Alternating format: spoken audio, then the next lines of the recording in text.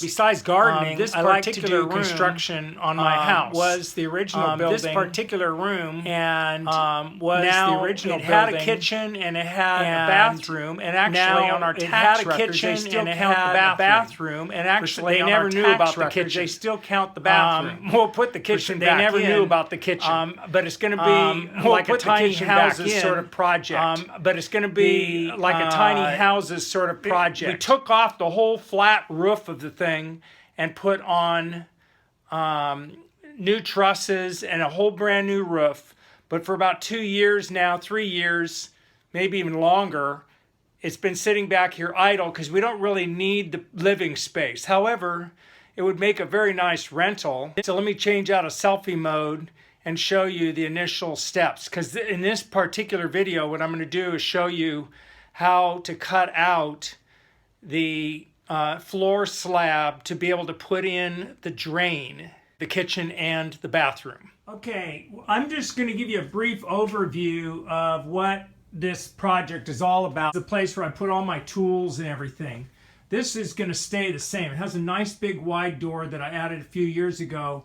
It has attic access right here, which I can pull down, and I can get up into an area that's kind of like a grandma's storage. There's an open access to the two-car garage where we park our vehicles, and right now it just has a lot of junk on one side. Then there's this hole that goes up to where you can see the trusses and the roof space. Flooring stacked up and ready to go to finish off a nice bedroom space.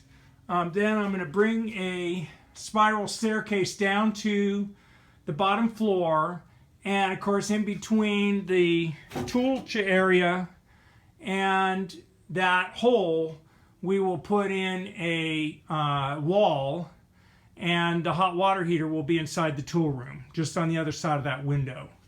Then on this side of the wall we'll have the spiral staircase. This is a maybe 1 or 2 person place at most.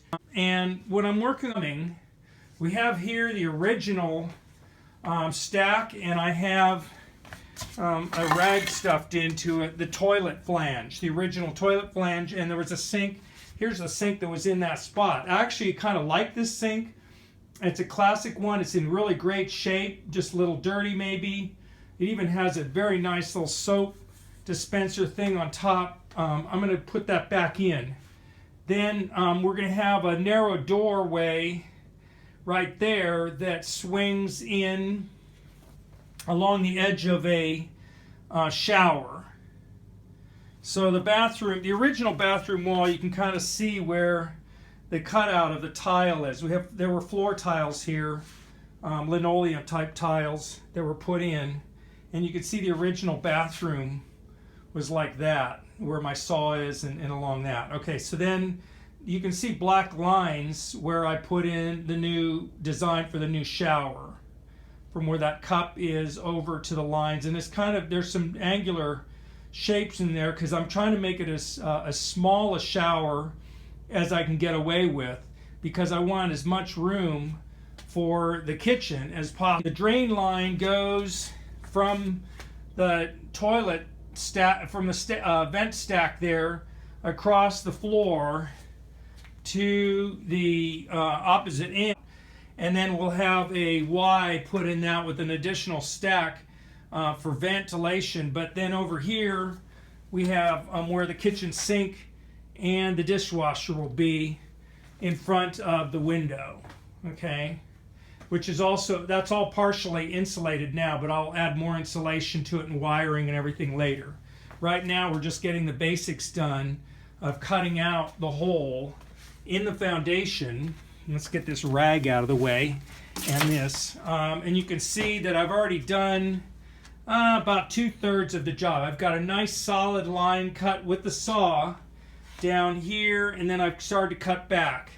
I recommend that when you do any kind of cutting like this, to keep the dust down, you go ahead and put something down there to kind of just grab the dust when the saw. Now when you're done with that, you have to be careful to clean your saw off, or it'll turn into concrete around the blade guard and everything and be a big mess.